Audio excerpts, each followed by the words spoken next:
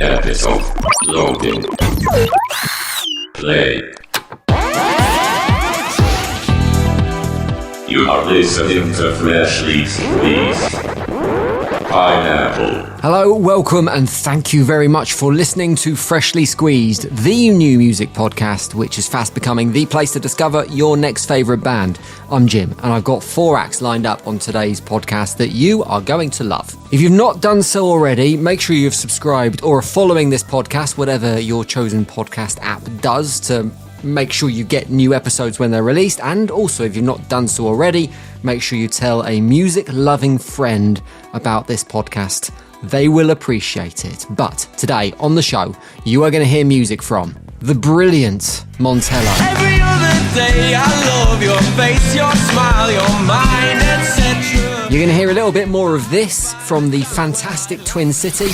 I saw God on a stairway, never meant that much to me. And an absolutely stunning new tune from Alex Henry Foster. Yearnings from the highway stand. So much good stuff to come on today's episode, but before we get stuck into that, can you just come with me a second? I just want to show you something. Just put your shoes on, it's just here. Come on, this way. Just a little bit further, just round the corner here. Here we go. Here, look at this. This is the freshly squeezed garden where we grow the freshly squeezed fruit. Very peaceful, very demure. In amongst the azaleas and the hollyhocks, I can see we have a single foxglove. It's Abby, Liam and Ryan from the band Foxglove. How you doing, boys? You all right? And girls? you good? Yeah, we're very well, thank you. Do you like what I've done with the space in the garden? It looks beautiful. Yeah, it looks really, really good, especially on this sunny day today as well. So that's very, very cool. Thanks. I've been working hard. So let's talk about music. Let's talk about Night Drive, first track from the brand new EP, which is out now. But full disclosure on this, we're recording this before the EP actually arrives into the world. But when people hear it, the EP is going to be in the world. I was just asking the band, what's it going to be called? What's the EP going to be called? And they're like, we haven't decided yet. We don't know. So I can't give it a title yet. But have you got any inklings at the moment? Are you leaning any particular direction? Abby, what are you feeling? Have you got anything? Do you know, after our little chat, Jim, I think Night Drive actually would be a great EP name, to be fair. Not bad, is it? Yeah. Oh. No. Well, if listeners follow the link in the description, they'll be able to see what title was actually settled on for the EP, because it will be linked in there. But let's talk about Night Drive as a first track that we got from it. You say it's a soundtrack to nighttime adventures and feel-good moments and road trips. And I want to know if, as a band, you do the same thing as me. Because if I'm in a car or a train and I've got my headphones on, the sign of a good song, I think, is if you're looking out of the window and you can imagine it soundtracking that journey, like you're in the music video and that is the music playing. Is that just me, or are you guys doing the same thing? Exactly that. Yeah, exactly that. But I think the reason why we've written Night Drive is just kind of traveling down to London when we do gigs together, and it's really special sometimes because we kind of put a playlist together with all our favorite tunes at the moment, and then we kind of judge each other on what song is good and what isn't good, and then it kind of just gives you some nice inspiration for the gig on the way down as well. So I think that's kind of where Night Drive comes from. But yeah, you are right with songs and imagining yourself in the music videos. That does make a good song, to be fair. When we wrote this song, we actually wrote it in a different style to what we usually do. Because when I do the lyrics, I like to just be on my own because I get embarrassed with the boys listening to what I'm talking about.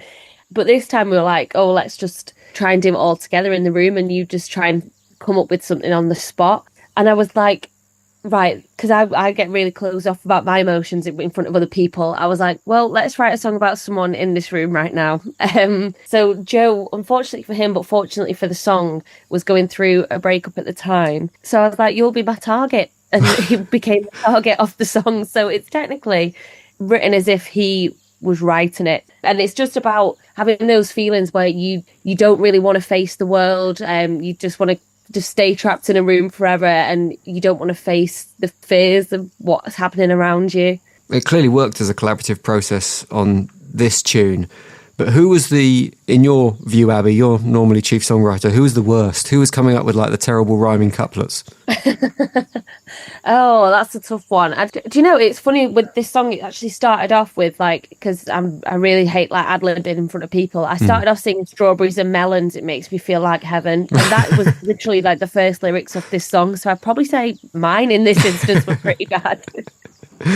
In the blurb about the track that kind of gets released when you send this stuff out to people, it says that the tune would be a perfect soundtrack for a noughties rom-com, which I 100% get when I listen to it. But it's clearly something that you as a band have thought about. So I want to know, what's the plot to the rom-com and who are the stars of the rom-com? Wow, that's a really good question there. I don't know, Abby, you've just watched the Bridget Jones movie. Would that go? Yeah, it's got a Hugh Grant, hasn't it? I was thinking more Clueless when I heard this song. Oh, wow. Yeah, I think it'd be great on Clueless or 10 Things I Hate About You. Or like a rebel teenage girl. Yeah. Nice. Okay, so I want to talk about something slightly more serious and this is more directed to you, Abby, if I'm honest, than anyone else, because I want to get your take on kind of women in music right now. And obviously, Foxglove as a band, only 25% female, but I think it is relevant. And we're having this debate again at the moment in music, and it comes around every single year, but seemingly there's very little progress about gender neutrality at festivals and having lineups that are equal split male and female. We're seeing a lot of festivals already being announced this year, some getting criticism that have really sausage heavy lineups. Do you genuinely think as a female artist that it is harder for female artists to secure those slots on bills and kind of move up the chain? Or is there a kind of deeper issue there? Is it about bands coming through? I think it really depends on the genre of music of the festival. Like, for example, we always say, like, I definitely feel like it's really hard to crack through, like, the indie scene specifically, especially, like, the music that's inspired by the likes of Oasis and the Stone Roses. Like, if you're in that scene, I feel like we don't have a chance. And sometimes I do worry that the Manchester scene is very much linked to that because of its musical roots from, like, Oasis. So we've always found it a little bit hard to crack Manchester and find a sound in Manchester. So I feel like those kinds of festivals are harder. But then there's also other festivals that are champion like girls in music and women in music. And like, for example, I think Radio 1 Big Weekend have done it quite well this year. Although I know people are unhappy because there's 3 male headliners, but there's good variation of females throughout as well. One festival that I thought was an amazing lineup was Primavera. It's the Holy Trinity. Me and my friends keep saying Sabrina, Chapel and Charlie. I mean, they are doing it perfectly.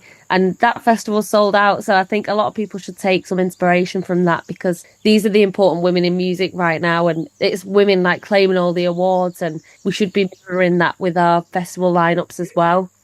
100%. Well, you're part of the solution because there's an element of you can't be what you can't see, and you are out there doing it and proving that there is a space for women in the indie music scene, which, as you say, particularly in the Manchester scene, isn't always obvious when you look at the music from the 80s and 90s that have really kind of influenced the sound of the city. So keep on doing what you're doing.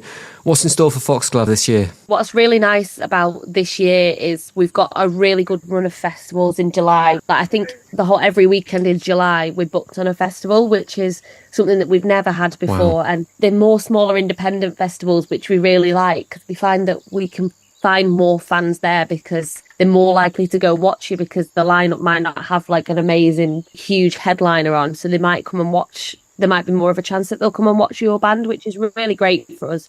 Because we found, like, for example, last year, we did a really small festival in Bakewell and we had a bigger crowd there than when we played at Leeds Festival. And even though Leeds Festival is amazing to say, we played Leeds Festival, we had a lot more community interaction with the crowd at Foxfest in Bakewell. Cool. Well, good luck with the year ahead. I'm going to have to get off. Feel free to stay and chill in the garden for a little bit if you want to. You can make yourselves at home.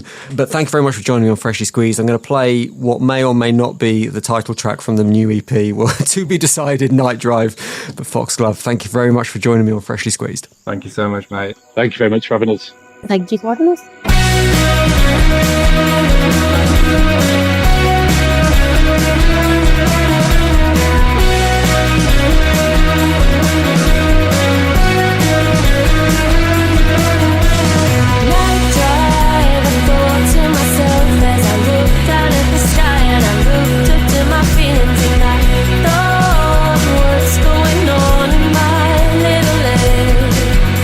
My little head, my mind's into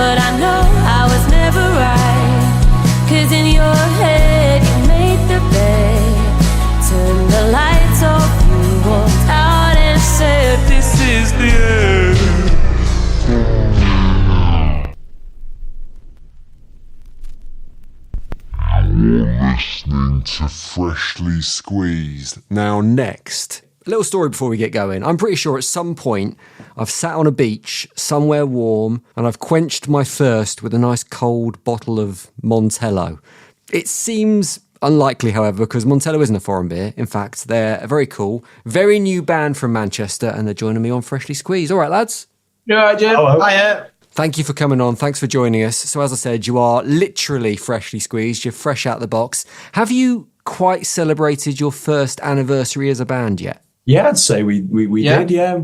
Only just. Yeah. We did a little first anniversary gig back in November at the Boulevard in Wigan. That was good fun. Yeah. I was going to say, how did you celebrate it? Was it with a gig? Did you have a few cans afterwards? Was there cake involved? There was a cake. There was a cake on stage brought on by the parents. Oh, nice. Was it iced specially, or was it like a Colin the Caterpillar straight from M&S? Oh, they'd made it. It was like a custom graft cake. It was nice. I love that. So, on the name thing, I've heard you describe Montello in another interview you did as the best of a bad bunch in terms of name options that you came up with. And it was all like a bit of a rush. Do you remember any of the names that you rejected before you got to Montello? Yes, I do. We do. There's quite a few. Lautrec is a big one. Yeah. Jacob, our singer, put that one forward. It's the name of a painter, is it? A French painter. which goes hand in hand with Delacroix. Delacroix was another name. He really likes French painting. Yeah. And Delacroix was the name up until the 11th hour. And it was genuinely on a Teams call where we were all just sat around on FaceTime going, right, we can't call ourselves Delacroix. Yeah, no. I think you're setting your stall out quite early if you call yourselves Delacroix, aren't you? You've got to be French kind of art house stuff rather than the noise that you've got, which I think is a little bit grittier than the kind of French art house stuff. Why was it such a rush to kind of come up with a band name in the first place? Well, would Jacob like to tell that one? It's all my fault. We got a support gig at Retro. We were supporting Caesar Cymatics, and I sort of knew him.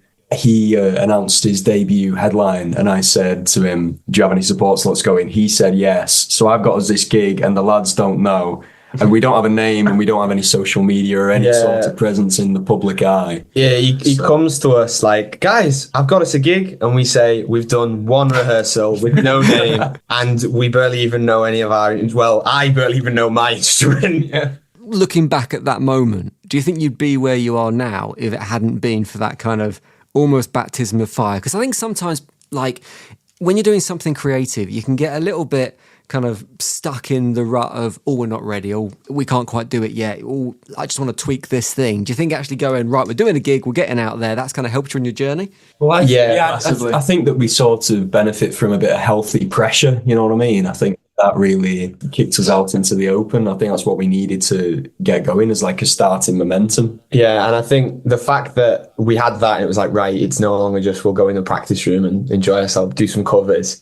In that space between getting that gig and doing that gig, that's when we wrote like House on Fire and Class Act and Discotheque, which is a song that we like. And all these other songs, these originals, came out because we were in the pressure of, we can't do a gig of just covers. Yeah.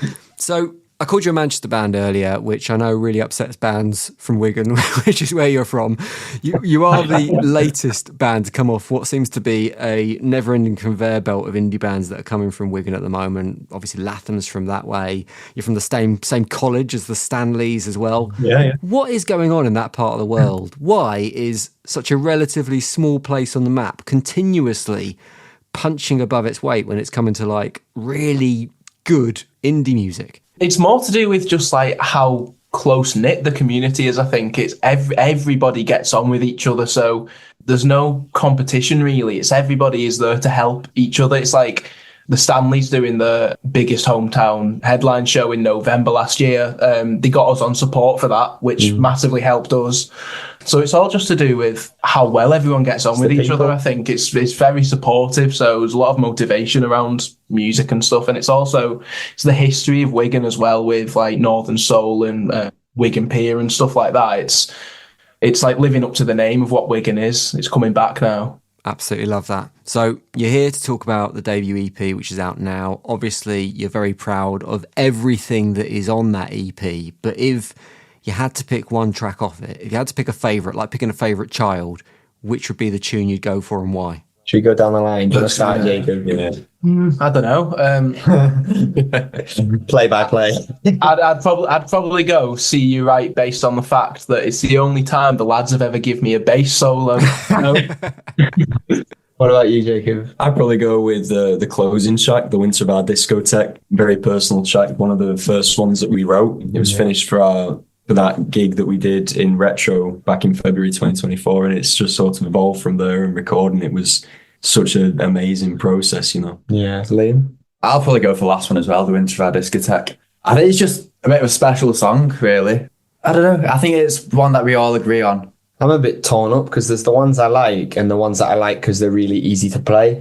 I think I'd have to say Class Act. I think, Class Act is my favourite. I just enjoy it. I think it's just a nice song because I just look around. It's nice seeing us all play it because it's one of the first ones we wrote, and it's one of the ones that we've had people come up to us and say, "Oh, Class Act, I absolutely love it. Oh, it's really like important to me." And I'm like, "What, really? Yeah, exactly. Is it?" And I think that's quite a special moment for us. Surreal, isn't it? Nice. I've got to say, it's a stunning debut. You've set the bar incredibly high in terms of what you've got to do to follow it up, but for every track that on it is quality. We're going to play See You Right on Freshly Squeezed in just a moment, but what's next for the band? What are the plans for 2025? You've got the gig Off the Square on the 2nd of May with our friends at This Feeling, which will be the biggest gig to date, will it? Biggest venue to date? No. We headlined Manchester Academy 3 in July last year. Is that bigger, is it? I was trying to work this out in my head. 480 capacity, I think. Okay, yeah. Something like that. Still a very special gig for us, no doubt, though, and it's going to be absolutely brilliant getting to work with This Feeling because we've worked with them with the Big In show that we did. Was it late January? Yeah, end of January. And that was a very special night, you know. Again, it helped us, you know, a lot of people found us through that night alone, and, you know, This Feeling have been a great source of help for us, you know, sort of getting us out there. Boys, really nice to chat to you. Good luck with the EP. Like I say, I think you've absolutely smashed it. You've set the bar high. You've got to follow it up, but I think it sets you up for a brilliant 2025. And Montello, cheers for joining me on Freshly Squeezed. Thank you very much. Thank you. Nice one. Cheers.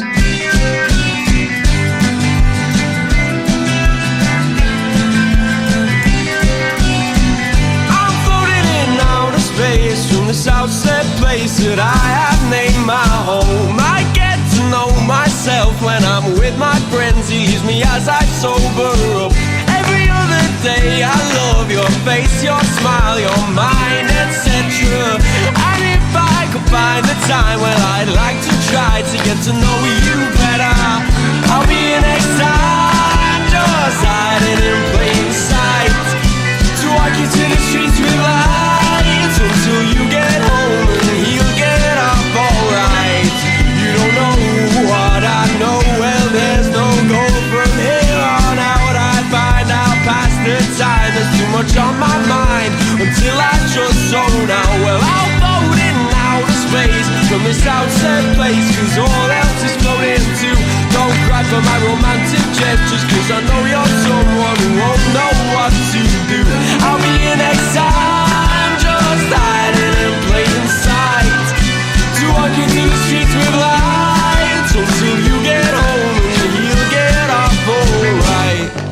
That is Montello, an exclusive on Freshly Squeezed, a very first listen anywhere in the world ever to their brand new tune, See You Right. It's on their new EP, and that EP is out on the 11th of April. So, slight change of pace now on Freshly Squeezed, because I want to play you the stunning new tune from Alex Henry Foster, who you may well know as the frontman of the Canadian band Your Favourite Enemies, but is now doing solo stuff. And if you like The Cure and their new music, you're going to love this. Seriously, this is beautiful. You'll hear from the man himself in a moment, but this is Shadows of Our Evening Tides. The weight of the world is love.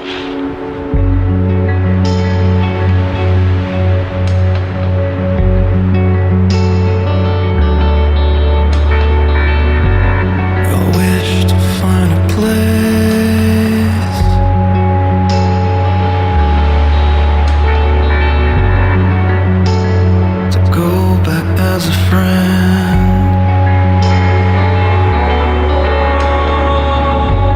to hear our names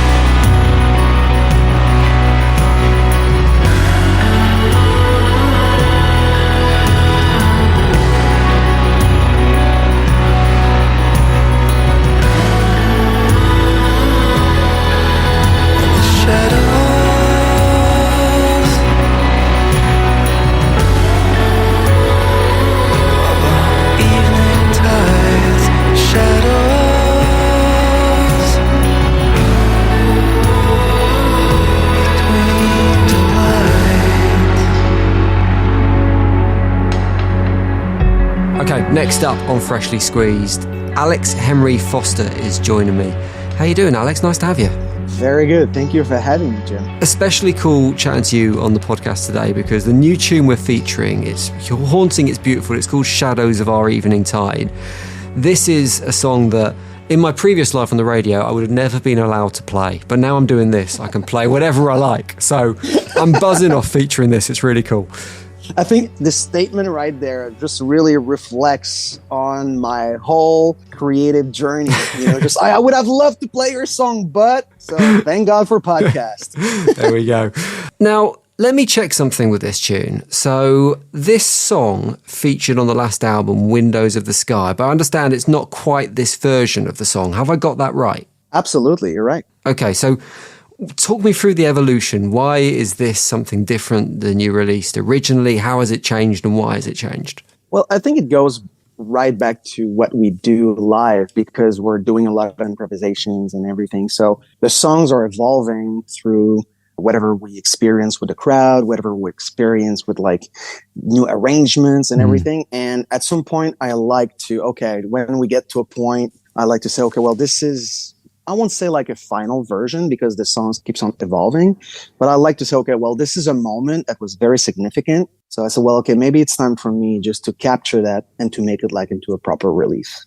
So is it almost a way, as well as capturing a moment, for you to kind of keep something fresh for you? Because you often hear of artists who have their big songs and they play them again and again and they end up with an awkward relationship with that tune. But by the process of working through this, for you, it's always kind of new. Yeah, true. And it was important for me because since those songs were very personal and intimate, they reflect on the relationship I had with my father. And when he passed, a lot of things just like got back to me. And that record was about finding peace in that whole grieving process. And my main concern was by playing those songs again and again and again, then you're losing the real essence of those songs.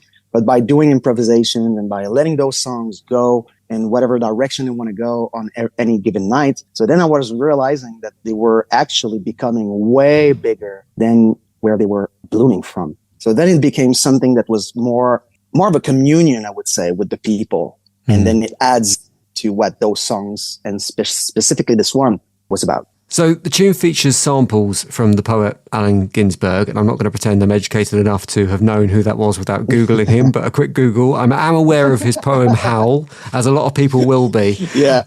What was the genesis there? Was it that you knew his work and you wanted to get that into a song, or you felt that the song needed a bit of spoken word added to it, so you went on the hunt for the right bit?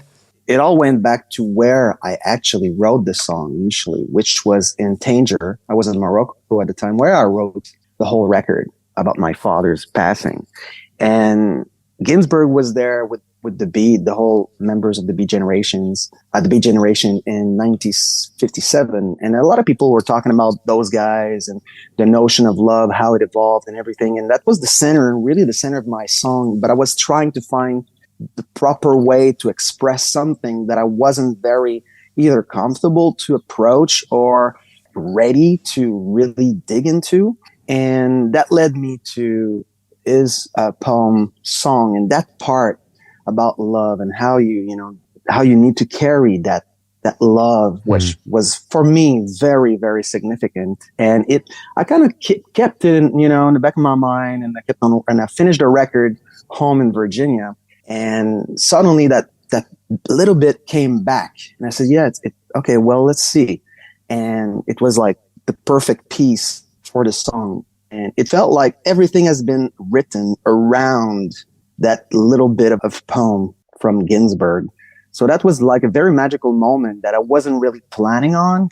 And I think that's the beauty of just being like honest with yourself when you're just like, well, I don't know how to approach this. I don't know how to express those feelings. I'm just not ready. I'm confused still. And then suddenly you've got something that comes out and kind of opens the way for you to express something that, you would have never thought you would be able to. It fits absolutely beautifully. I want to talk quickly about your influences, because I saw a previous interview that you did where you listed a load of the bands that had influenced you, and there were a load of British bands in there. So Joy Division, one of my favourite bands, The Clash, The Cure, and I think when I listen to your stuff now, I hear a lot of, there's loads of comparisons between The Cure stuff they're doing now, Songs for a Lost World, and the stuff you're doing now. Yeah. Is there something that specifically drew you to the UK music scene, do you think? I think so. I think there was a natural fit because I'm from Montreal in Canada, and there was this wonderful scene, that musical scene, and it was mostly American, it was American music driven. But for me, there was that sense of melancholy and the melody and the words that were sometimes felt like, okay, well, this is exactly how I feel or how I can relate to in my surrounding and what I was going through growing up. So there was a lot of things like that, and that always kept me going back to British music all the time. There's a real sense of emotional charge, sensation in the British music that really, really moved me in a wonderful way still. Alex, it's been absolutely lovely talking to you. I'm really enjoying this incarnation of Shadows of the Evening Tide. I look forward to the next one to see where it goes next. Absolutely. Thank you so much for your time on Freshly Squeezed. Thank you so much, Jim. Thank you for having me. I wish to find a place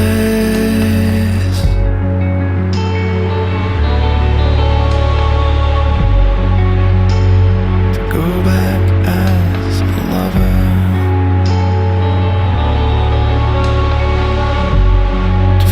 The tide from our high waves turn. We all wish to find a place, trying to follow.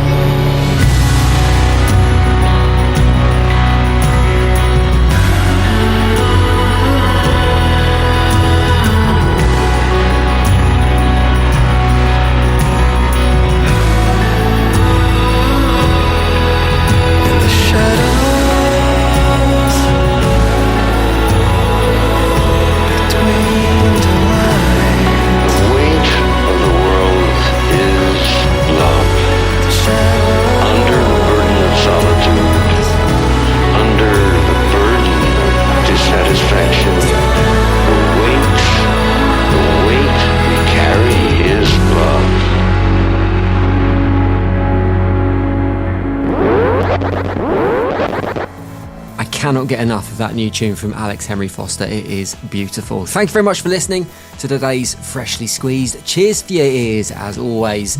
Hope you come... What? Sorry. This is a bit unprofessional. I'm just going to get this. Hello? Who's that? Hello, Jim, mate. It's Toby and Louie here from Twin City. My bad, boys. I completely forgot we were doing this. Do you want to reschedule then? No, I got this. I'll tell you what, look, we're lucky at Freshly Squeezed. We've got a music AI supercomputer, so I just need to get that to sort out some questions for you. So let me type in 10 questions for new band Twin City. Let's see what it comes up with. Good morning, Jim. Your questions for Twin City are ready.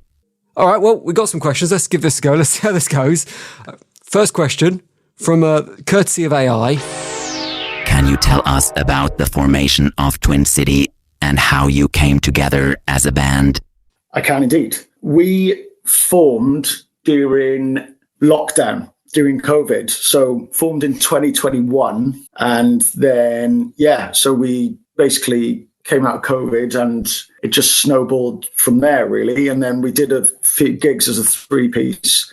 Like our first gig, our debut gig sold out real quick in 24 hours, I think it was. Wow. And then we instantly, off the back of that, got a support slot with the Lathums. What? Yeah, our second ever gig was supporting the Lathums, funnily enough, in the Trinity Centre in Bristol. And it was sold out. It was like 1,000 people and it was just insane. And then since then, it's just been snowballing and going really well, really. And then now we're now a 5-piece. Which was always the aim. It was never going to stay as a 3-piece. It was just to get it off the ground and get started. Yeah. So it's going really well. Wow. Okay. Well, I'll be honest with you. I thought these questions were going to be shit, but I've got loads of follow-up questions off the back of that first one.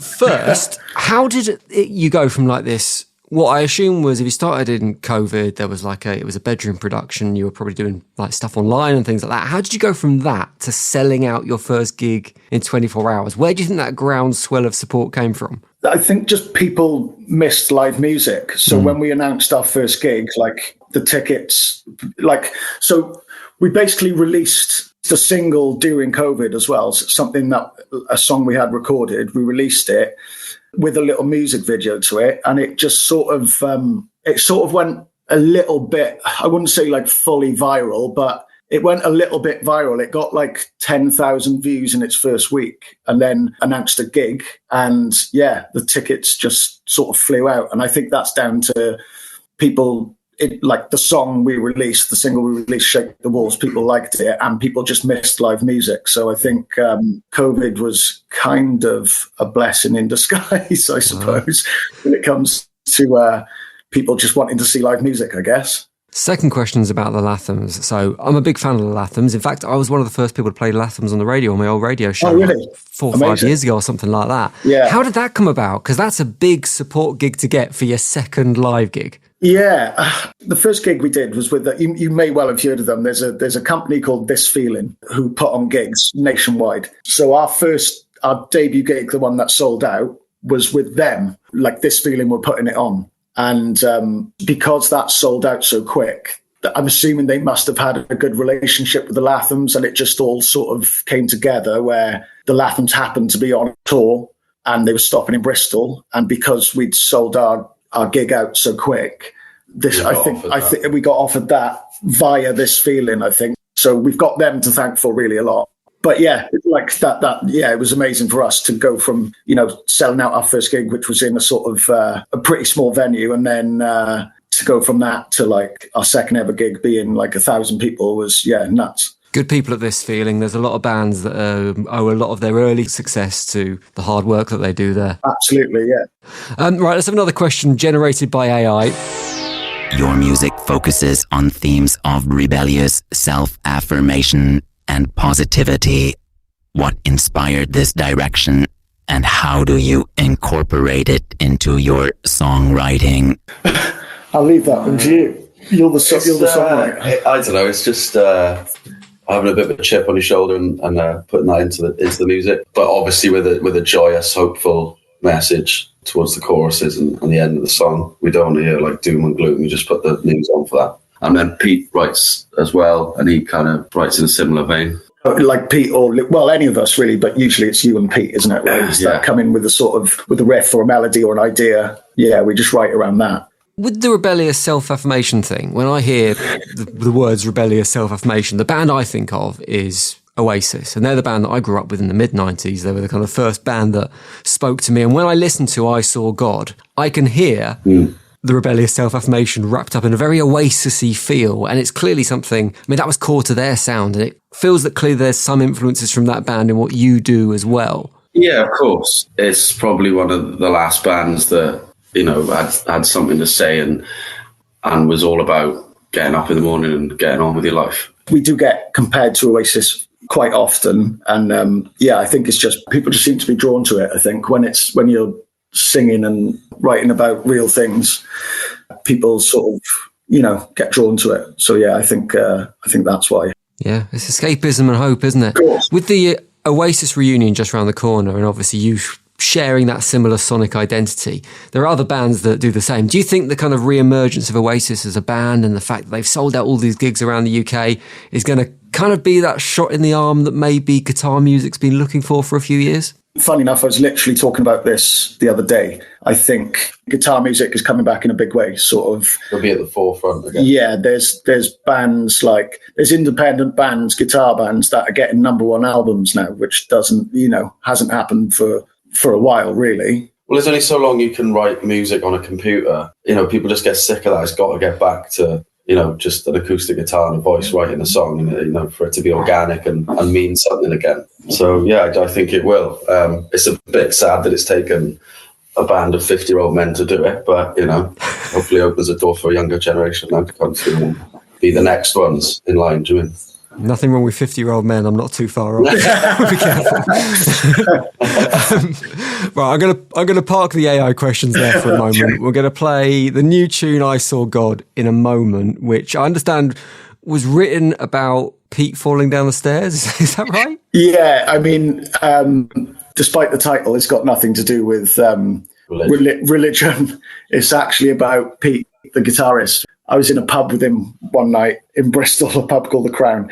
Yeah, we just bought a pint and he went straight on his ass down these stairs in front of a full pub. And he winded himself so badly that he reckons he saw God.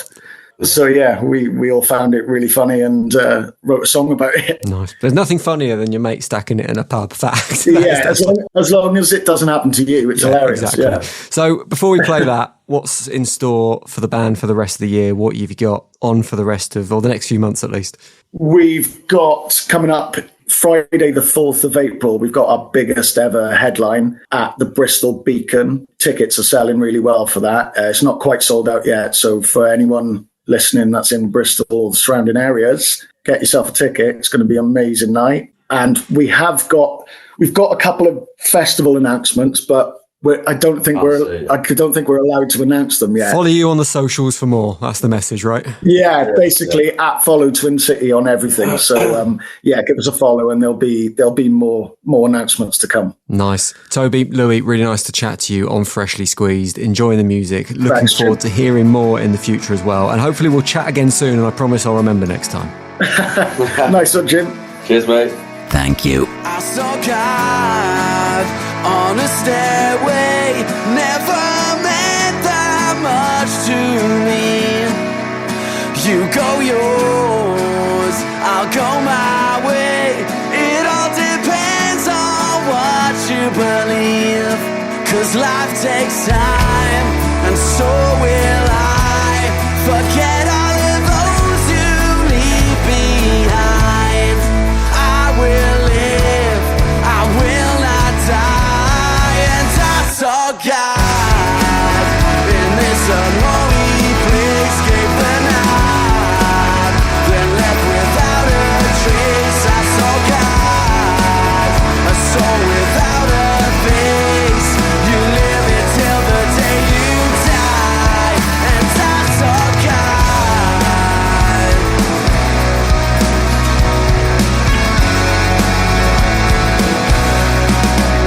Holding on, but still falling. Don't pray for me, 'cause I'll be fine.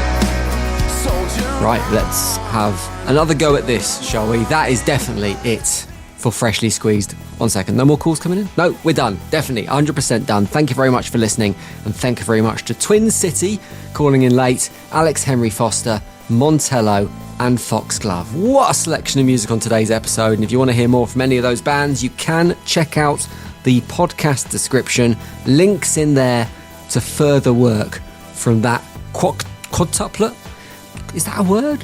Those 4 bands, basically. You can find the links in the description, as well as a link to the Freshly Squeezed shop, where you can check out the merch on offer. So, 2 things I'm going to ask of you. 1, tell a mate about this. If they love new music and you love this podcast, share the love. Get them to check out a future episode. And number 2, if you've got a suggestion for a brilliant new band that you think should feature on Freshly Squeezed, get me on the socials. I'm Mr_Jim Bob on X or Twitter, and you can find me JimBobs_eyes on Instagram. You can get me there, slide into my DMs, tell me who you think should be on a future episode of Freshly Squeezed.